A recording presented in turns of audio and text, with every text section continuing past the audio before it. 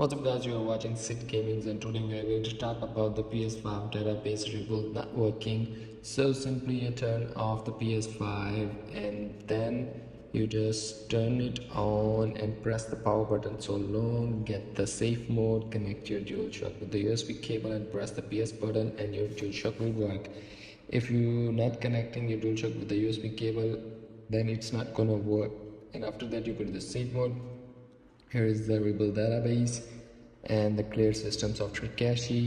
You just rebuild the database simply and it takes 1 minute or less than 1 minute. After that you get back to your home screen on your PlayStation 5 and everything will be good and working good and corrupted file will be deleted. So that's how that simply you can fix the database rebuild is not working. You just rebuild the database on your PlayStation 5.